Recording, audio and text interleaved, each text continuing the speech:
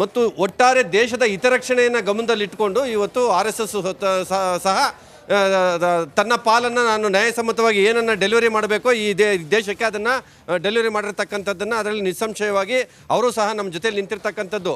ಇವತ್ತೇನು ಇಡೀ ದೇಶದ ಫಲಿತಾಂಶ ಏನು NDA 293 ಮತ್ತು ಇಂಡಿ 220 ಅನ್ನೋದನ್ನು ತೋರಿಸೋದನ್ನು ಆಧಾರವಾಗಿ ಇಟ್ಕೊಂಡು ನಾವು ಡಿಸ್ಕಷನ್ ಮಾಡೋದಾದರೆ ಬಹುಶಃ ನಮ್ಮ ಸದಾನಂದ ಗೌಡರು ಹೇಳಿದ್ದನ್ನು ಗಮನದಲ್ಲಿ ಇಟ್ಕೊಳ್ಳೋದಾದರೆ ಒಂದು 25ರಿಂದ 50 ಲೋಕಸಭಾ ಸ್ಥಾನಗಳಲ್ಲಿ ಒಂದಷ್ಟು ವ್ಯತ್ಯಾಸಗಳಾಗ್ಬೋದು, ಒಂದಷ್ಟು ಏರುಪೇರುಗಳಾಗ್ಬೋದೇ ವಿನಃ ನಾವು ಅಧಿಕಾರಕ್ಕೆ ಬರುವಂಥದ್ದನ್ನು ಯಾವುದೇ ಕಾರಣಕ್ಕೂ ತಡೆಯೋದಕ್ಕಾಗೋದಿಲ್ಲ ಅನ್ನುವಂಥದ್ದು ನನ್ನ ಒಂದು ಸ್ಪಷ್ಟವಾದಂಥ ಅಭಿಪ್ರಾಯ.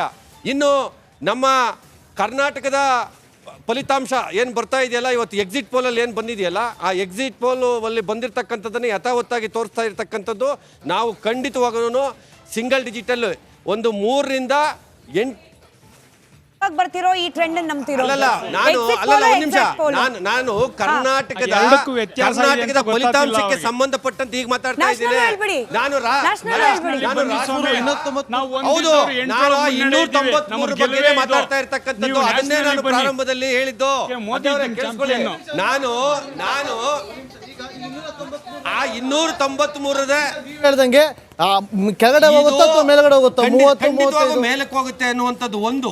ಮತ್ತೆ ಇದೊಂದು ಪ್ರಾರಂಭಿಕ ಇವತ್ತು 8 ವಿಧಾನಸಭಾ ಕ್ಷೇತ್ರಗಳು, ಪ್ರತಿ ಲೋಕಸಭಾ ಕ್ಷೇತ್ರ ವ್ಯಾಪ್ತಿಗೂ ಒಂದು 8 ವಿಧಾನಸಭಾ ಕ್ಷೇತ್ರಗಳು ಇರ್ತಕ್ಕಂಥದ್ದು. ಅದರಲ್ಲಿ ಯಾವುದೋ ಒಂದು ಹೋಬಳಿ ಅಥವಾ ಯಾವುದೋ ಒಂದು 10-15 ಬೂತ್ಗಳನ್ನು ತಗೊಂಡಾಗ ಅಥವಾ ಒಂದು ಅಸೆಂಬ್ಲಿ ಕಾನ್ಸ್ಟಿಟ್ಯೂನ್ಸಿ ತಗೊಂಡಾಗ ಈ ಥರದ್ದು ಒಂದಷ್ಟು ಮುನ್ನಡೆಯನ್ನು ಕಾಯ್ದುಕೊಳ್ಳುವಂಥದ್ದು ಆಗುತ್ತೆ ವಿನಃ ಅಂತಿಮ ಫಲಿತಾಂಶಕ್ಕೆ ಕಾನ್ಫಿಡೆಂಟಾ ಓವರ್ ಕಾನ್ಫಿಡೆಂಟಾ ಅಲ್ಲ.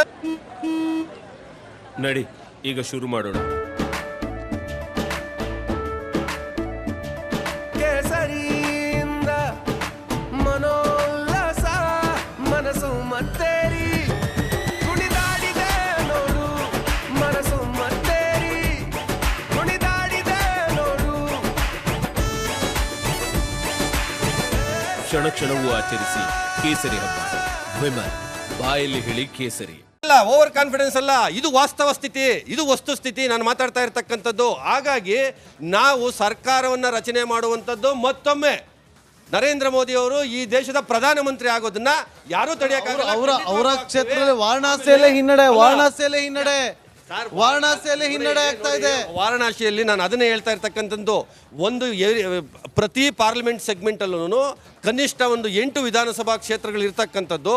ಹಾಗಾಗಿ ಆ 8 ವಿಧಾನಸಭಾ ಕ್ಷೇತ್ರಗಳಲ್ಲಿ ಯಾವ ವಿಧಾನಸಭಾ ಕ್ಷೇತ್ರವನ್ನ ಬಿಗಿನಿಂಗ್ ಅಲ್ಲಿ ಕೌಂಟಿಂಗ್ ತಗೊಂಡಿರ್ತೀವಿ, ಪ್ರಧಾನಿ ಅಭ್ಯರ್ಥಿ ವೆಂಕಟೇಶ್ವರ ಪ್ರಧಾನಿ ಅಭ್ಯರ್ಥಿ ಅವರು ಅಲ್ಲ ಸರ್. ಅದರಲ್ಲೂ ಜನ ನೋಡಿ, ಇವತ್ತು ಒಂದು ವಿವಿಧತೆಯನ್ನು ಹೊಂದಿರತಕ್ಕಂಥದ್ದು, ಏಕತೆಯಲ್ಲಿ ವಿವಿಧತೆಯನ್ನು ಕಾಣ್ತಾ ಇರ್ತಕ್ಕಂಥ ಈ ರಾಜ್ಯದಲ್ಲಿ, ಈ ದೇಶದಲ್ಲಿ ನಾವು ಒಂದಷ್ಟು ಕ್ಷೇತ್ರಗಳಲ್ಲಿ ಕಡಿಮೆ ಆಗ್ತಾ ಇದೀವಿ ಅಂತ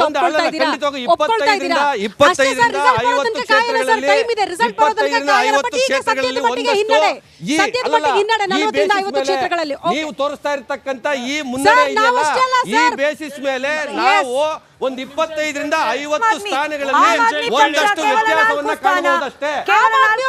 ರಿಯಾಕ್ಷನ್ ತಗೊಂಡ್ಬಿಡ್ತೀನಿ. ಇದು ಬಿಜೆಪಿ ಅವ್ರದ್ದು ದಸ್ಕಾ ಬೀಸ್ ಮಾಡೋದು ಬಿಜೆಪಿ ಅವ್ರ ಅಭ್ಯಾಸ. ಸೊ ಅವ್ರು ಸುಮ್ಮನೆ ಇಲ್ಲಾರದು 400 500 ಅಂತ ಹೇಳ್ತಾ ಇರ್ತಾರೆ. ಇವಾಗ ಕ್ಲಿಯರ್ ಆಗಿ ರಿಸಲ್ಟ್ ಕಾಣಿಸ್ತಾ ಇದೆ. ಮೋದಿ ಅವ್ರದ್ದು ಅಲೆ ಅನ್ನೋದು 0 ಆಗಿದೆ, ಅದು ವಾರಣಾಸಿಯಲ್ಲೇ ಪೂರ್ತಿಯಾಗಿ ಪುಸ್ ಆಗಿದೆ ಅನ್ನೋದು ಕಾಣಿಸ್ತಾ ಇದೆ. ಅದ್ರ ಜೊತೆಗೆ ಸರ್ 3 ಗಂಟೆವರೆಗೂ ಬೇಡ, 1 ಗಂಟೆವರೆಗೂ ನಾವು ಇಲ್ಲೇ ಇರ್ತೀವಿ, ನೀವೇ ಇಲ್ಲೇ ಇರ್ತೀರಿ. ಸರ್ಕಾರ ಆಗೋದು ಇಂಡಿಯಾ ಫಲಿತಾಂಶ ಬರಲಿ, ಅದು ಗ್ಯಾರಂಟಿ. ಅಂತಿಮ ಫಲಿತಾಂಶ ಬರಲಿ. ಅದು ಯಾಕೆ ಅಂತಾನು ಹೇಳ್ತೇನೆ. ಇವತ್ತು ಜನರಲಿ ಒಂದು ಇಂಡಿಯಾದಲ್ಲಿ ನಮ್ಮ ಸರ್ಕಾರಗಳು ಸೆಂಟ್ರಲ್ ಗವರ್ಮೆಂಟ್ ಅಲ್ಲಿ ಹೇಳಿದಂತೆ ಅಂತ ಹೇಳಿದ್ದೀರಿ. ಸುಮಾರು 6-7 ರೌಂಡ್ ನಡೆದಿದೆ. ಇವತ್ತು ಬಂದಿದೆ, ನಿರೀಕ್ಷೆ ಇದೆ, ಗೆಲ್ತೀವಿ. ಈ ದೇಶದ ಪ್ರಧಾನಿಗಳು ಮಾನ್ಯ ನರೇಂದ್ರ ಮೋದಿಯವರು ಆಗಬೇಕು ಅಂತ ಇಡೀ ಕೋಟ್ಯಾಂತರ ಭಾರತೀಯರು ತೀರ್ಮಾನ ಮಾಡಿದ್ದಾರೆ. ಚಿಕ್ಕಬಳ್ಳಾಪುರ ಮತ್ತೆ ವಿಕಸಿತ ಚಿಕ್ಕಬಳ್ಳಾಪುರ ಆಗಬೇಕು ಅಂತ ಅವರು ಬಯಸಿದ್ರು. ನಮ್ಮ ನಾಯಕತ್ವದ ಜೊತೆಗೆ ನಮ್ಮ ಪಕ್ಷದ ಸಿದ್ಧಾಂತ, ನಮ್ಮ ಪಕ್ಷದ ಕಾರ್ಯಕರ್ತರ ಪಡೆ ಜೊತೆಗೆ ನಮ್ಮ ಮಾಜಿ ಪ್ರಧಾನಿಗಳು ಮಾಜಿ ಮುಖ್ಯಮಂತ್ರಿಗಳು ಕುಮಾರಣ್ಣವರ JDSನ ಪಕ್ಷ. ಈಗ ಲೇಟೆಸ್ಟ್ ಮತ್ತೊಮ್ಮೆ ಕೊಡ್ತೀನಿ, ನಿಮಗೆ ಮಾಹಿತಿ ಕೊಡ್ತೀನಿ. BJP ಎಷ್ಟು, ಕಾಂಗ್ರೆಸ್ ಎಷ್ಟು? ಇದು ಮಾಧವಿಲತಾ ಅವರ ವಿಜುವಲ್ ನೀವು ನೋಡಿದ್ದು. BJP 234 ಕ್ಷೇತ್ರಗಳಲ್ಲಿ ಮುನ್ನಡೆಯಲ್ಲಿದೆ. 234. NDA ಅಲ್ಲ, BJP ಮಾತ್ರ 234. NDA 290ರಲ್ಲಿ. ಕಾಂಗ್ರೆಸ್ 99 ಕ್ಷೇತ್ರಗಳಲ್ಲಿ ಮುನ್ನಡೆಯಲ್ಲಿದೆ. ಕಾಂಗ್ರೆಸ್ 99 ಕ್ಷೇತ್ರ. ಸಮಾಜವಾದಿ ಪಾರ್ಟಿ SP 31 ಕ್ಷೇತ್ರ. ಆಲ್ ಇಂಡಿಯಾ ತೃಣಮೂಲ್ ಕಾಂಗ್ರೆಸ್ 24 ಕ್ಷೇತ್ರ. DMK 22. Janata Dal united 13. Aam Aadmi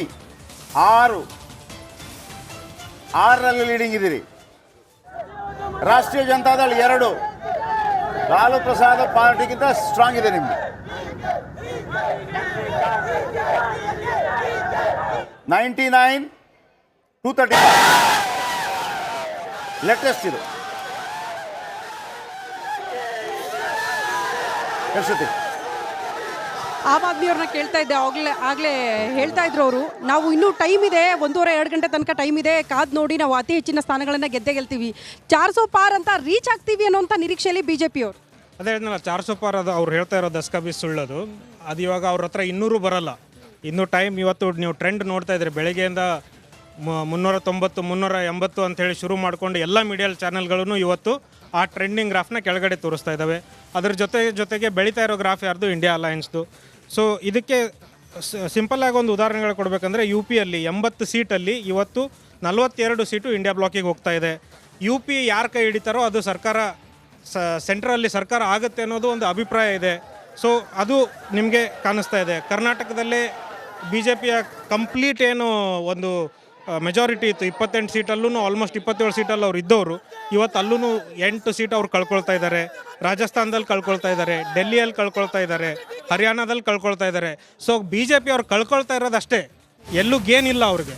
so ಈ ಟ್ರೆಂಡು ಕಂಟಿನ್ಯೂ ಆಗುತ್ತೆ. ಇನ್ನೊಂದು 2 ಗಂಟೆಯಲ್ಲಿ ಇಂಡಿಯಾ ಬ್ಲಾಕ್ ಅಲಯನ್ಸ್ ಸರ್ಕಾರ ಆಗೋದು ಗ್ಯಾರಂಟಿ ಆಗುತ್ತೆ. ಅದನ್ನು ನಾವೆಲ್ಲರೂ ನೋಡ್ತೀವಿ. ಮೋಸ್ಟ್ಲಿ ತುಮಕೂರು ವಿ ಸೋಮಣ್ಣ ಅವರು ಲೀಡಲ್ಲಿದ್ದಾರೆ ಅನ್ನುವಂಥ ಅಪ್ಡೇಟ್ ಒಂದು ಲಭ್ಯವಾಗ್ತಾ ಇದೆ. ಅದು ಕೂಡ 61,000ಕ್ಕೂ ಹೆಚ್ಚು ಮತಗಳ ಲೀಡ್. ಸಹಜವಾಗಿ ವಿ ಸೋಮಣ್ಣ ಅವರ ಈ ಸ್ಪರ್ಧೆ ಬಹಳ ಕುತೂಹಲಕ್ಕೆ ಕಾರಣ ಆಗಿತ್ತು. ಕಾರಣ ಮಾಧುಸ್ವಾಮಿ ಅವರ ಅಸಮಾಧಾನ, ಅಲ್ಲಿ ಬಣಗಳ ಜಗಳ ಏನಾದರೂ ಹೊಡೆತ ಕೊಡಬಹುದಾ ಅನ್ನುವಂತಹ ಕುತೂಹಲ ಇತ್ತು. ಬಟ್ ಯಾವುದೂ ಕೂಡ ಅಲ್ಲಿ ಸಮಸ್ಯೆ ಆದಂತೆ ಕಾಣಿಸ್ತಾ ಇಲ್ಲ. ವಿ ಸೋಮಣ್ಣ ಅವರು ಸದ್ಯಕ್ಕಂತೂ ಲೀಡಲ್ಲಿದ್ದಾರೆ ಅನ್ನೋದರ ಡೀಟೇಲ್ಸ್ ಸದ್ಯ ಸಿಗ್ತಾ ಇರೋದು ತುಮಕೂರಿನ ಮಟ್ಟಿಗೆ.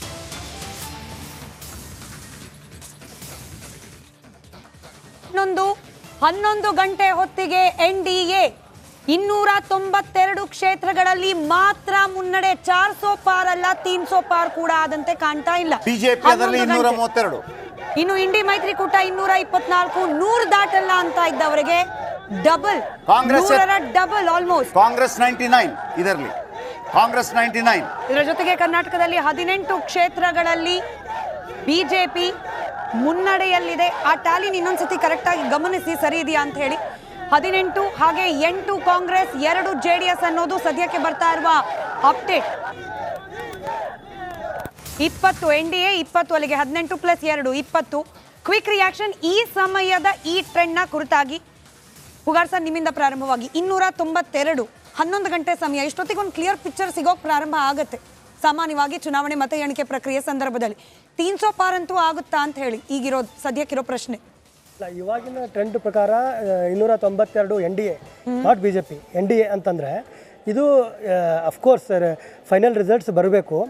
ಆದರೆ ಇದು ಒಂದು ಟ್ರೆಂಡ್ ಅಂತೂ ಹೌದು. ಈ ಟ್ರೆಂಡನ್ನು ಗಮನಿಸಿದಾಗ 300 ಪಾರ್ ಸ್ವಲ್ಪ ಆಗಬಹುದು, ಎಡ್ಜಲ್ಲಿ ಬರ್ಬೋದು. ಬಟ್ ಈಗಲೂ ಕೂಡ NDA ಸರ್ಕಾರ ರಚನೆ ಮಾಡುವಂಥ ಸಾಧ್ಯತೆಗಳು ಕಂಡು ಬರ್ತಾ ಇದ್ದಾವೆ. ಆದರೆ ಯಾವ ರೀತಿ ಒಂದು ಥಂಪಿಂಗ್ ಮೆಜಾರಿಟಿ ಒಳಗಡೆ ಬರ್ತೀವಿ ಅಂತ ನಿರೀಕ್ಷೆಯನ್ನು ಮಾಡಿದ್ರು, ಅದಂತೂ ಖಂಡಿತ ಕಾಣ್ತಾ ಇಲ್ಲ. ವಿಶೇಷವಾಗಿ ಸಮಾಜವಾದಿ ಪಾರ್ಟಿ ಉತ್ತರ ಪ್ರದೇಶದಲ್ಲಿ BJPಗೆ ಕೊಡ್ತಾ ಇರುವಂಥ ಫೈಟು ಪ್ಲಸ್ ಇಂಡಿಯಾ ಅಲಯನ್ಸ್ ಅಲ್ಲೇನು ಫೈಟ್ ಕೊಡ್ತಾ ಇದೆ, ಆ ಒಂದು ಕಾರಣಕ್ಕಾಗಿಯೇ BJP ಬಹಳಷ್ಟು ಹಿನ್ನಡೆಯನ್ನು ಅನುಭವಿಸ್ತಾ ಇದೆ. BJP ಉತ್ತರ ಪ್ರದೇಶದ ಜನರ ಮತದಾರರ ಒಂದು ಮನಸ್ಥಿತಿಯನ್ನು, ಭಾವನೆಗಳನ್ನ ಅರ್ಥ ಮಾಡ್ಕೊಳ್ಳಿಕ್ಕೆ ಮೋಸ್ಟ್ಲಿ ಅವ್ರಿಗೆ ಸಾಧ್ಯ ಆಗಿಲ್ಲ. ಯಾಕಂದರೆ ರಾಮ ಮಂದಿರ ವಿಷಯವನ್ನು ಅವರು ಭಾಳಷ್ಟು ನಂಬ್ಕೊಂಡಿದ್ರು. CSDSನ ಒಂದು ಸರ್ವೆನಲ್ಲಿ ಬಿಫೋರ್ ಇಲೆಕ್ಷನ್ ನಡೆದಂಥ ಸರ್ವೆದಲ್ಲಿ ಭಾಳ ಸ್ಪಷ್ಟವಾಗಿ ಹೇಳ್ತು ರಾಮ ಮಂದಿರ ಇದೆ ನಾನ್ ಇಶ್ಯೂ ಅಂತ. ಅಂದರೆ ಓನ್ಲಿ 10% ಆಫ್ ದಿ ವೋಟರ್ಸ್ ಅವರು ರಾಮ ಮಂದಿರದ ವಿಚಾರದಲ್ಲಿ ತಮ್ಮ ವೋಟನ್ನು ಹಾಕ್ತಾರೆ.